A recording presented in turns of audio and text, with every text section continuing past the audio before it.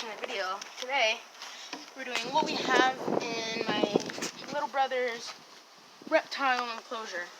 So, as you can see, there's his western fence lizard. He's only had it for about a day now, and he's already letting us pick him up and stuff. But this is a male, and just let me grab him real fast so you can see how to sex one.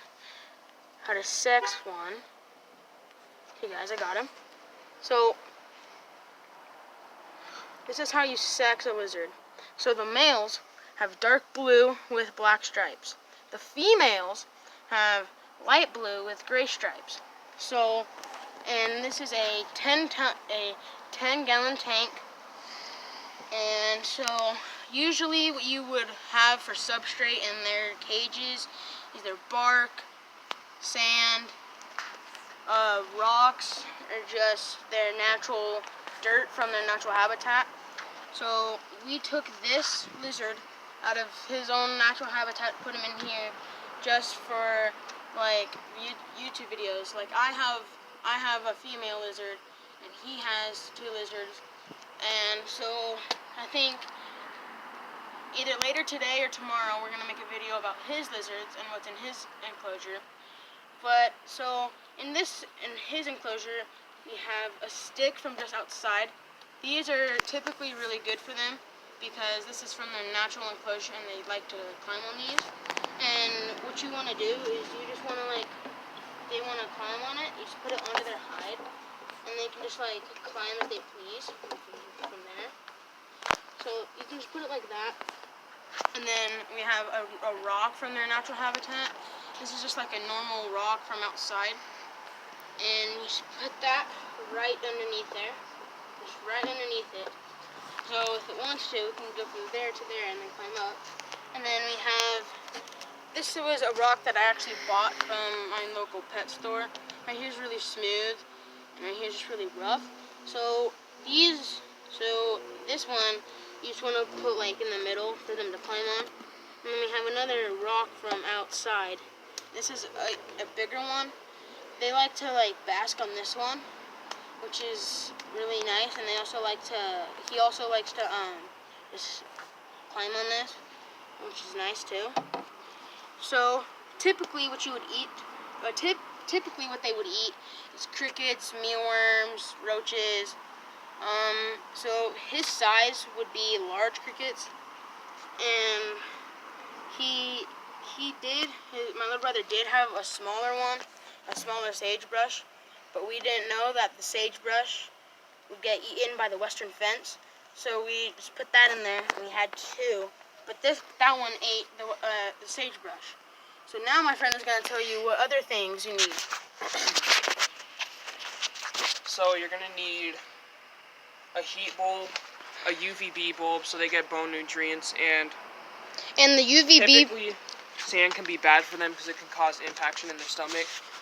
So, and sand wouldn't be a good idea. So just use bark instead. The sand that I recommend is like sand for reptiles, like Reptisoil, Vitasand, and stuff like that. And the wattage of the heat bulb that you want for these type of western fence lizards right there is 60 to 75. Maybe you can get away with it. Tank size you would need is like this is a 10-gallon that I got from my local pet store for $15. So I'm gonna be changing this bark out pretty soon for just like sand or something for him. But now I'm gonna be telling you guys how do you care for these guys. So when you wanna hold them, I don't recommend holding them on the first day because they could bite. But it kind of hurts getting bit on your first time. I've already gotten bit, so I can just pick him up right now. So can he. But I can walk places, but I'm kind of injured, so I can't go like really far for you guys. But I can go to the park to catch some lizards. But so for these guys, when they run up your arm like that, that means they don't want to go back in the enclosure. Oh crap. Okay.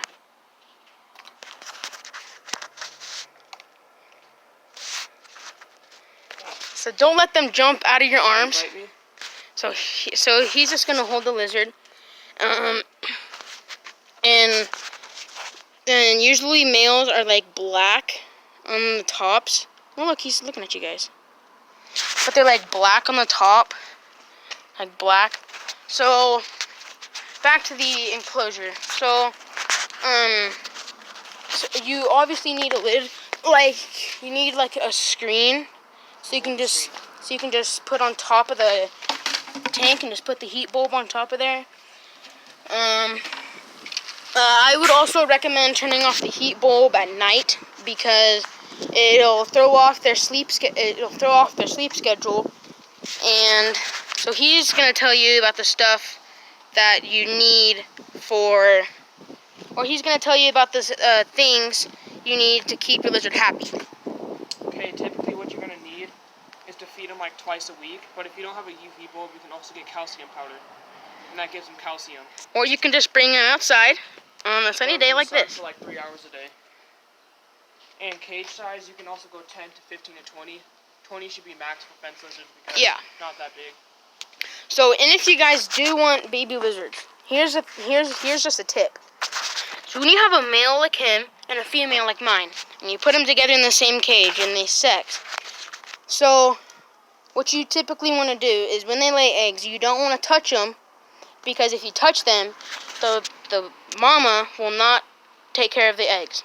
Well, let me tell them something else too. If the lizards also lay eggs in your cage, you can also incubate them. Make an incubator for them, have them at the right temperature, put a thermometer in there, and then wait until they hatch. And then you can release them back to the wild. So, yeah. So that's what you need to take care of a western fence lizard. They're really good pets as long as you take care of them and stuff.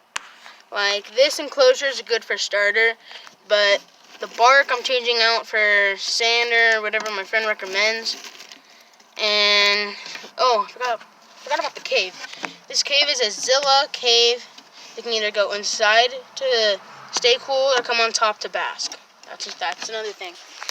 So guys, this is the end of the video. We'll make one later today or tomorrow about his. We can do it later today about his lizard setup.